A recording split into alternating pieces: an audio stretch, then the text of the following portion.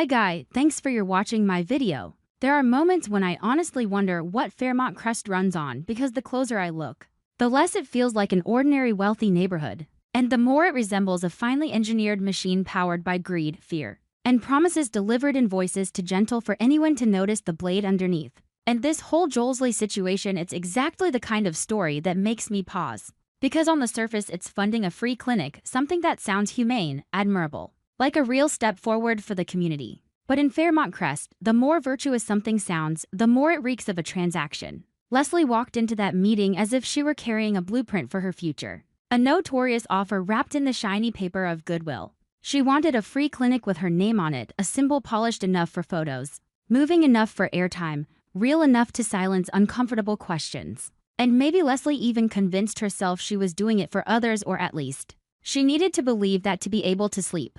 But Joey doesn't sleep inside comforting stories. Joey hears clinic and translates it as launchpad, hears free and hears paid later. And he looks at Leslie with the gaze of someone who's watched people wear morality like jewelry, put it on when it flatters, take it off when it pinches. The most unsettling part is that Joey never rushes. He doesn't need to shout to take control. He just sits there calm, letting Leslie talk, letting her lay her ambition out on the table piece by piece. And while Leslie thinks she's steering the conversation, Joey is quietly cataloging every weakness, every gap, every moment she swerves too fast as if she's terrified someone might touch the truth. Then Joey makes his conditional proposal, and I can almost feel the air in the room change color.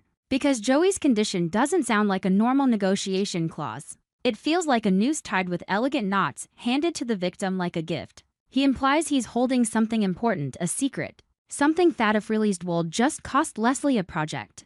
It would cost her the right to stand upright in public. And in that moment, the real nature of charity in Fairmont Crest becomes obvious. It's not about saving people. It's about power. Whoever controls the narrative controls the crowd. Leslie wanted to control the narrative with a clinic. Joey wanted to control Leslie with the price of that clinic. What still haunts me is how Joey peels Leslie back layer by layer, exposing the parts she thought were protected. He doesn't just threaten to reveal the murky origins of the money she planned to funnel into the clinic, exposes her real ambition. That Leslie needs the clinic as a political springboard, a ladder to climb into places that would normally require years, sacrifice, and a certain kind of cleanliness to access. Joey says it like it's obvious. No anger, no theatrics, just the cold certainty of someone who has already investigated too thoroughly for denial to work. I imagine Leslie trying to stay composed, trying to smile, trying to turn the confrontation into cooperation the way she always does. She denies, she deflects. She brings up old agreements, an instinctive reflex of someone who survives by changing the subject before anyone sees her hands shaking. But Joey doesn't budge. He repeats that Leslie is treating the clinic as a tool. And the cruelest part is when Joey produces evidence that feels painfully specific. Anonymous contributions, quiet meetings, money trails looping in circles like they were designed to keep anyone from tracing the source. In someone else's hands, those details might be suspicion. In Joey's hands, they become a complete file, sealed, stamped, ready to be sent at exactly the right time. I can't stop thinking about what it must feel like for Leslie to hear Joey recite those details aloud. It's like having someone read your diary in public, especially the pages you already tore out. And Leslie, of course, isn't the kind of person who collapses easily. She strikes back. She pulls out a personal secret she holds over Joe, something sharp enough to cut. Something that would make him flinch if he were still a man who believed shame could restrain him. But Joey is terrifying precisely because he doesn't treat shame as a barrier anymore. He might be hurt, he might be threatened, but he isn't afraid. And the way he remains firm, the way he insists he will expose everything if Leslie doesn't abandon the scheme, turns the meeting from negotiation into a trial with no judge, where Joey is both prosecutor and the hand holding the gavel. The tension rises until the room itself feels heavier. Like every word Joey speaks drags Leslie down another inch. And then Joey delivers the ultimatum. Not long, not dramatic. A choice presented like an exit, but structured like coercion. Either Leslie accepts Joey's condition and cuts off a portion of her ambition before the public cuts her down entirely, or she walks out of that room with a shadow hanging over her head, waiting to fall. The most frightening thing is that Joey doesn't have to say, "I will destroy you." He only has to make Leslie understand that he can and that he won't hesitate. In Fairmont Crest, understanding that can hurt even more than an outright threat, because it gives you time to imagine your own collapse, every headline, every stare, every whisper. Every ally turning away, every polite smile from someone who's been waiting for you to fall. Leslie is trapped. And I think she understands better than anyone that being exposed isn't just a scandal. It's a social death. It's everything she's built to rebrand herself shattering in one moment, leaving her naked in exactly the shape Joey described, a woman using goodness as leverage. And strangely, I don't completely hate Leslie in that moment. Because on some level, I recognize something painfully human in her ambition, the hunger to be seen, to stand in the light, to be called good even when she knows she isn't entirely. But in Fairmont Crest, people aren't allowed to be weak in that way. Here, weakness isn't healed, it's harvested. And Joey harvests it with that unsettling calm, leaving at exactly the right moment, abandoning Leslie alone in a storm of panic. He walks away as if he has placed a countdown clock on the table. No need to announce the deadline, because Leslie will hear the ticking in her own head. I keep circling back to Joey's condition. It could be a condition about the project itself. It could be forcing Leslie to surrender naming rights, the spotlight, the media moments. It could be pushing her to confess a piece of the truth before Joey releases the whole thing. Or it could be deeper, darker, the kind of bargain where Leslie must work for Joey, feed him something, become a link in his larger scheme. And the more I think about it, the more it feels like the real condition isn't written on paper at all. It's the understanding Joey wants to plant in her from this moment forward. Her freedom has a price, and he is the one who sets it. And that ripples outward into everything else happening in beyond the gates right now. Because Fairmont Crest isn't carrying only one story at a time. It's a network of fractures breaking simultaneously. Donnie is caught in conflicted feelings about Bill, pulled by the past and pinned by the present inside a perfect marriage with Andre, while Vernon is forced to stand in that impossible place, where his advice is never just emotional support, it's survival strategy. Nicole is clashing with Tyrell over an upcoming family event, and that alone feels unusual.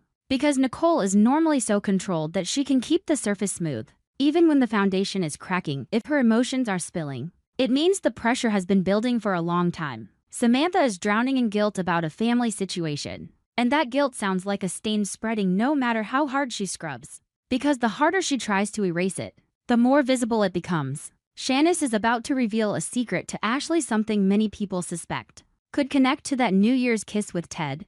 But I keep feeling Beyond the Gates never stops at a kiss here. A kiss is bait. Beneath it lies motive, loneliness, desperation to be seen, and then the shame of realizing you crossed a line you can't uncross. All of that means Joey and Leslie aren't an isolated subplot. They're a pressure point in a bigger picture. Everyone in Fairmont Crest is trying to protect an image, and Joey is choosing to be the one who strips images away. That makes him dangerous.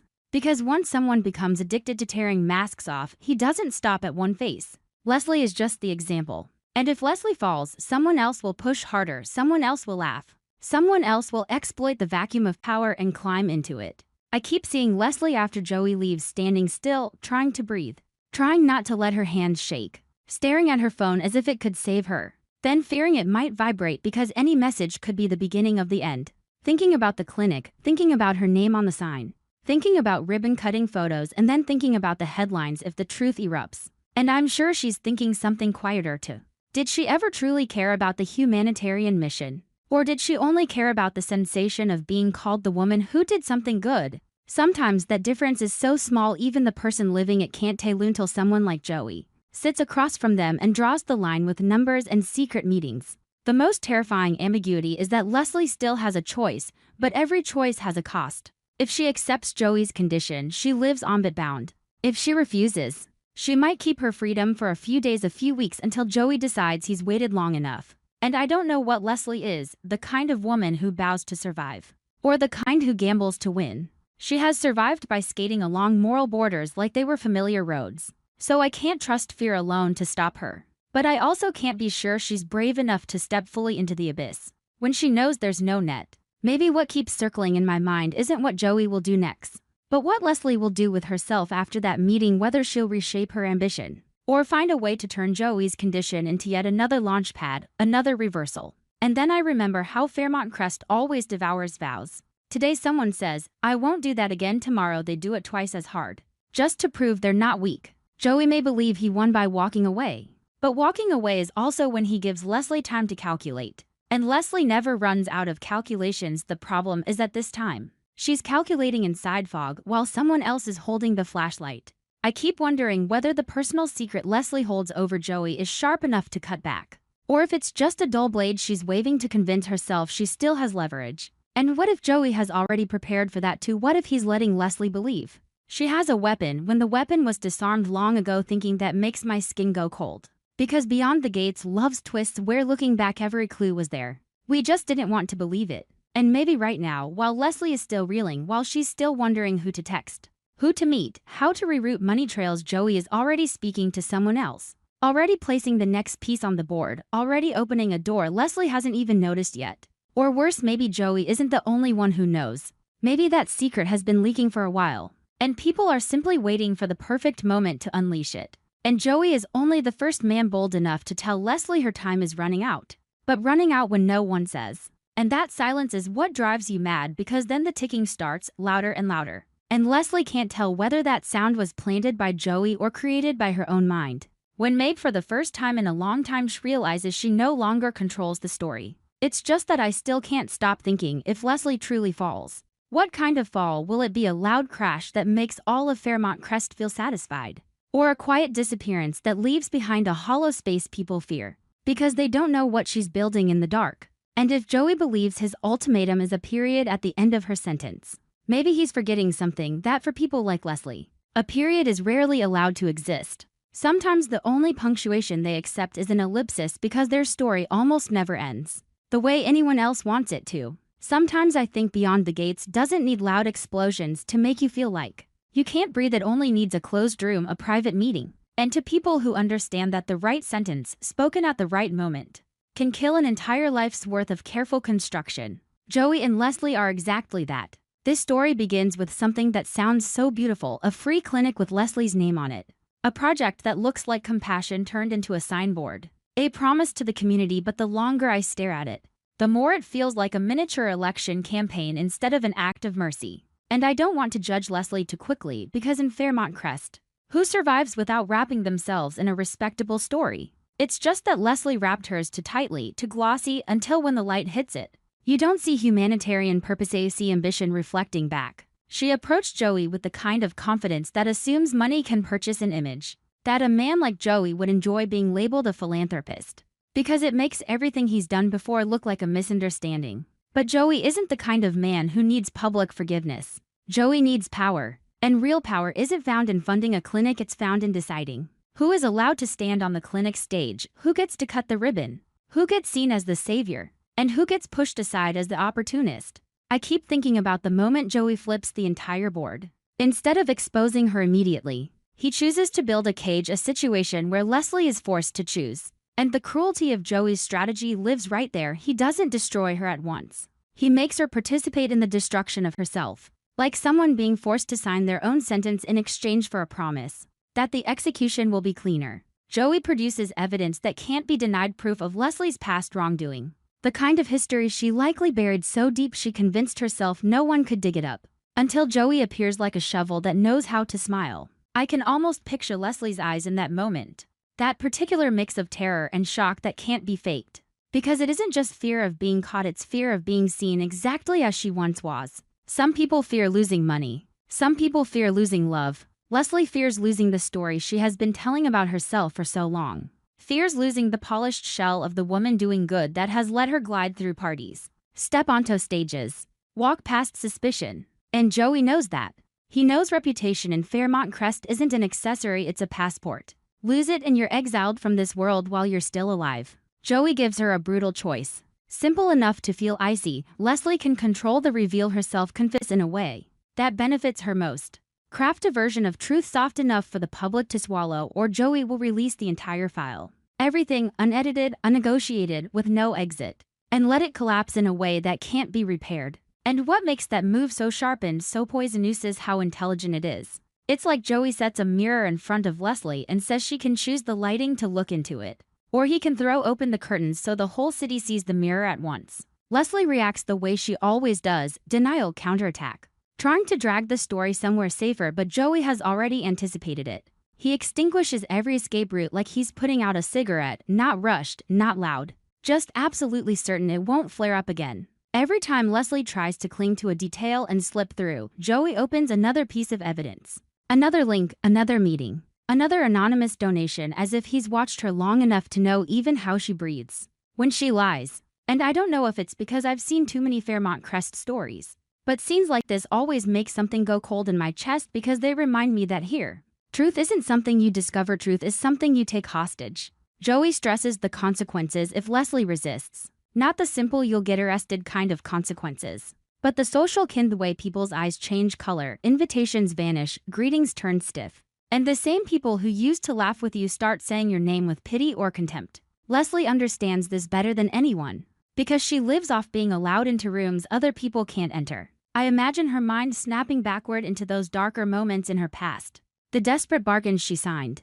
The times she whispered just this once and then once became twice and then became her whole life. And suddenly it all returns like a black wave. Because Joey is standing there holding the key to a door she believed she locked forever. There's something almost cruelly ironic about it when someone builds an image for too long, and that image is threatened. They don't just fear other people hating them, they fear no longer knowing who they are without it. I think Leslie reaches that edge in this moment. She tries to negotiate, to offer other concessions, to propose something more reasonable. Like she'll share credit, change how the project is run. Let Joey attach his name as a sponsor, but Joey is unmovable. Joey accepts only the two choices he has already laid down. And that says as much about Joey as it does about Leslie, because it reveals Joey doesn't care about small material wins. He wants the sensation of control. He wants Leslie to step over a line he drew. He wants the moment she nods, not because she believes him, but because she has been forced to. I don't like that feeling, honestly. It's like watching someone being compelled to lower their head and knowing that bow will leave a mark inside their mind longer than any scandal ever could. Leslie falls into desperation, weighing profit against damage like someone standing at the edge of a cliff, and calculating whether jumping hurts less than being shoved. She searches for the least painful exit, but Fairmont Crest rarely offers less painful. It only offers pain, in what form, and in the end. Leslie makes the difficult decision. She accepts Joey's terms to preserve what little dignity she can still salvage. I imagine she tells herself it's strategy, that she'll flip the board later, that she'll take humiliation once to keep her chance at recovery, but deep down, she probably knows, from this point on, that clinic won't truly be hers anymore, even if the sign still carries her name. Because ownership isn't decided by a plaque, it's decided by the person who can make you afraid. Joey smiles, satisfied, and I don't think it's a big smile, not something flashy. Just a small curve of the mouth, enough to tell Leslie he has won a very important round. It opens a new chapter where Leslie isn't merely threatened, she's managed, shackled by her own ambition. And what unsettles me most is that Joey wins not because he has more money, but because he understands Leslie's deepest weakness, her hunger to be seen as righteous. Joey turns that hunger into a chain. But this story doesn't exist in isolation. While Joey and Leslie lock into their power game, Fairmont Crest outside that room is still vibrating with other fractures, as if the entire neighborhood is holding its breath at once. Nicole is clashing with Tyrell over an upcoming family event. And the fact that Nicole is letting conflict show at all is dangerous. Because Nicole's control is usually so sharp her emotions feel neatly folded away in a drawer. Samantha is wrestling with guilt about a family matter, guilt that doesn't disappear. It just changes shape, sliding into every sentence and every decision until you're angry with yourself and don't even know where to put that anger. Vernon is advising Donnie, and I keep thinking that advice in this world isn't just comfort, it's a reminder that every emotion can become a weapon if it falls into the wrong hands. Shanice is preparing to reveal a secret to Ashley, and secrets that burst out like that rarely shock only one person. They shift the entire ecosystem of relationships in Fairmont Crest. All of it makes me feel like Beyond the Gates is building a wall of pressure. Every character is being pushed into a forced choice, the way Leslie is being forced by Joey. Choose truth or keep hiding. Choose reputation or choose your heart. Choose safety or choose power. And every choice carries danger. I keep wondering whether Leslie, after accepting Joey's condition,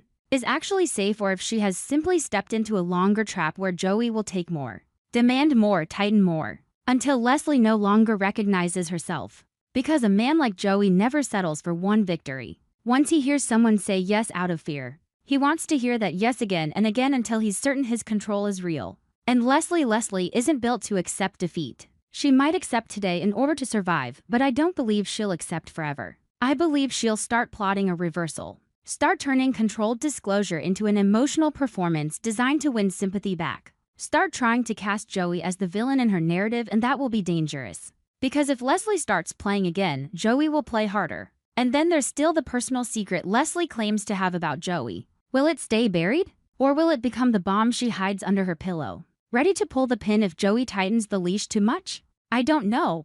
I only know the uncertainty itself feels heavy, the sense that this meeting didn't end when Joey walked out, but began the second Leslie was left alone, staring into a mirror that no longer reflects what she wants, but what Joey permits. And in a place like Fairmont Crest, that is more frightening than truth. Because truth can still be fought. But controlled truth means you can only breathe to the rhythm of the person holding your throat. Still, maybe I'm thinking too far ahead, or maybe in Beyond the Gates. Thinking ahead is the only way not to be blindsided when the price shows up sudden and perfectly timed, like it was scheduled in advance.